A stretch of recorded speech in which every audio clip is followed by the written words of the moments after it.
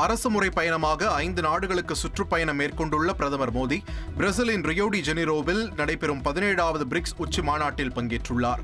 அங்கு பிரதமர் மோடியை பிரேசில் அதிபர் லூலா டா சில்வா ஆரத்தழுவி வரவேற்றார்.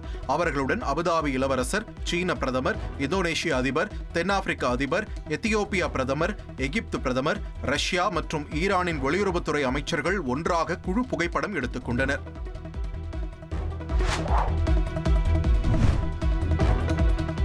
பொருளாதார ஒத்துழைப்பு மற்றும் சர்வதேச நலன்களுக்கான சக்தியாக பிரிக்ஸ் கூட்டமைப்பு உள்ளதாக பிரதமர் நரேந்திர மோடி புகழாரம் சூட்டியுள்ளார்.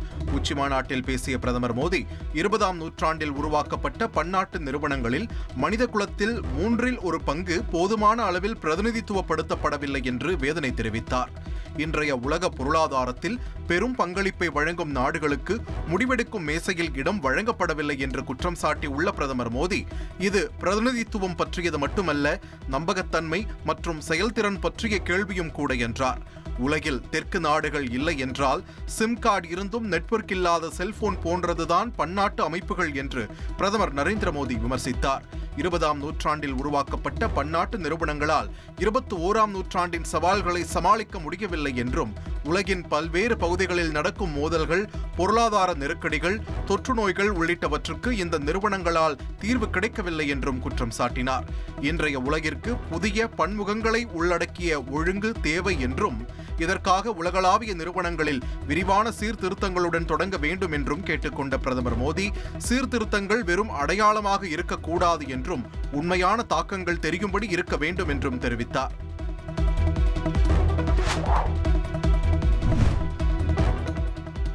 திருச்செந்தூர் சுப்பிரமணிய சுவாமி கோயிலில் நாளை கும்பாபிஷேகம் நடைபெற உள்ள நிலையில் நாளை நண்பகல் 12 மணி வரை மூலவரான முருகனை தரிசிக்க பக்தர்களுக்கு அனுமதி கிடையாது. 15 ஆண்டுகளுக்கு பின் கும்பாபிஷேகம் கோலாகலமாக நடைபெற உள்ள நிலையில் அதற்கான ஏற்பாடுகளை கோயில் நிர்வாகம் மும்முரமாக செய்து வருகிறது.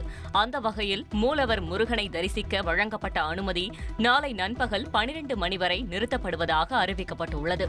மேலும் பக்தர்கள் மூலவர் அருகே இருக்கக்கூடிய சண்முக பெருமானை மட்டும் வழிபடுவதற்கு கோயில் நிர்வாகம் அனுமதி அளித்துள்ளது.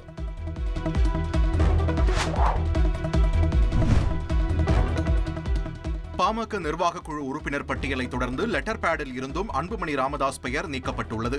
ராமதாஸ் தலைமையில் நடைபெற்ற நிர்வாக குழு கூட்டத்தில் அன்புமணி பங்கேற்காத நிலையில் குழு பட்டியலில் அவரது பெயர் இடம்பெறாதது தொண்டர்களிடையே அதிர்ச்சியை ஏற்படுத்தியது. இதனிடையே தற்போது நிர்வாகிகள் நியமனங்கள் தொடர்பான லெட்டர் பேடில் நகல்கள் என குறிக்கும் இடத்தில் பாமக கட்சியின் செயல் தலைவர் அன்புமணி பெயர் நீக்கப்பட்டுள்ளது. பாமகவில் தந்தை மகன் இடையேயான மோதல் உச்சகட்டத்தை எட்டியுள்ள நிலையில் தொண்டர்கள் குழப்பத்தில் ஆழ்ந்துள்ளனர்.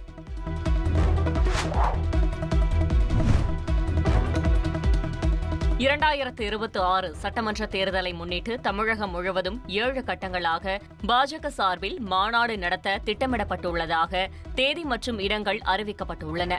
அதன்படி ஆகஸ்ட் 17ஆம் தேதி திருநெல்வேலியிலும், செப்டம்பர் 13ஆம் தேதி மதுரையிலும், அக்டோபர் 26ஆம் தேதி கோயம்புத்தூரிலும், நவம்பர் 23ஆம் தேதி சேலத்திலும் மாநாடுகள் நடத்த திட்டமிடப்பட்டுள்ளது. இதேபோல் டிசம்பர் 21ஆம் தேதி தஞ்சாவூரிலும், 2026ஆம் ஆண்டு ஜனவரி 4ஆம் தேதி திருவண்ணாமலையிலும், ஜனவரி 24ஆம் தேதி திருவள்ளூரிலும் மாநாடு நடத்த பாஜக சார்பில் திட்டமிடப்பட்டுள்ளது. விருதுநகர் மாவட்டம் சாத்தூர் அருகே கீழத்தாயில்பட்டியில் பட்டாசு ஆலை வெடி விபத்தில் ஒருவர் பலியான நிலையில் போர்மேனை கைது செய்து போலீசார் விசாரணை மேற்கொண்டு வருகின்றனர். கணேசன் என்பவருக்கு சொந்தமான இந்த பட்டாசு ஆலையில் உள்ள ஒரு அறையில் வெடி விபத்து ஏற்பட்டுள்ளது.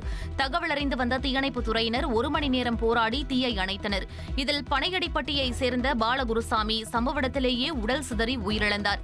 மேலும் வடமாநில தொழிலாளர்கள் 2 உட்பட 5 பேர் படுகாயமடைந்த நிலையில் மருத்துவமனையில் அனுமதிக்கப்பட்டுள்ளனர்.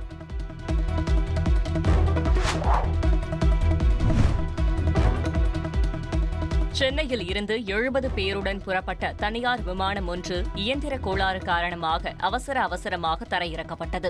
சென்னை மீனம்பாக்கம் விமான நிலையத்தில் இருந்து 65 பயணிகள் உட்பட 70 பேருடன் தூத்துக்குடிக்கு தனியார் விமானம் ஒன்று புறப்பட்டு செல்ல தயாராக இருந்தது. அப்போது திடீரென விமானத்தில் இயந்திர கோளாறு ஏற்பட்டதால் ஆபத்தை உணர்ந்த விமானி ஓடு பாதையிலேயே நிறுத்திவிட்டு விமான கட்டுப்பாட்டு அறைக்கு தகவல் தெரிவித்தார். இதையடுத்து விமானம் பழுது பார்க்கப்பட்டு தாமதமாக தூத்துக்குடிக்கு புறப்பட்டு சென்றது.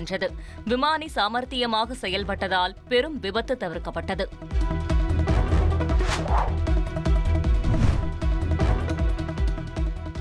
உலகின் நம்பர் 1 பணக்காரரான தொழிலதிபர் ஈலான் மஸ்க் புதிய கட்சியை தொடங்கியுள்ளார்.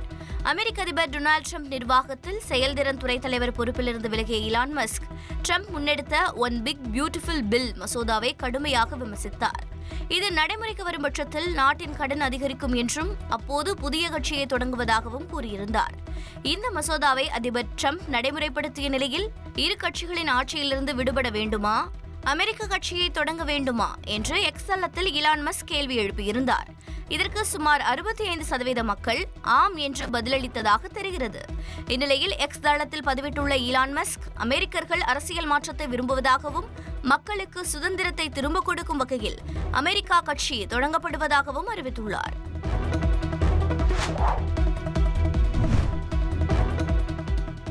அமெரிக்க அதிபர் டொனால்ட் ட்ரம்ப் உடனான மோதலை தொடர்ந்து உலக கோட்டீஸ்வரர்களுள் ஒருவரான எலான் மஸ்க் அமெரிக்கா கட்சி என்ற புதிய கட்சியை தொடங்கியுள்ள நிலையில் இந்த கட்சியின் பொருளாளராக இந்திய வம்சாவளியைச் சேர்ந்த வைபவ் தனேஜா நியமிக்கப்பட்டுள்ளார்.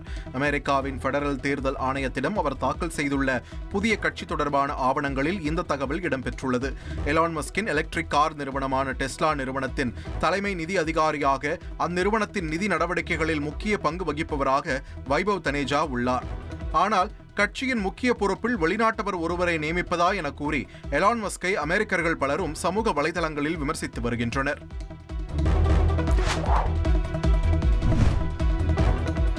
இங்கிலாந்துக்கு எதிரான 2வது டெஸ்ட் கிரிக்கெட் போட்டியில் இந்திய அணி அபார வெற்றி பெற்றது. எட்பாஸ்டன் மைதானத்தில் நடைபெற்ற போட்டியில் முதல் இன்னிங்ஸில் இந்திய அணி 587 ரன்கள் குவித்தது.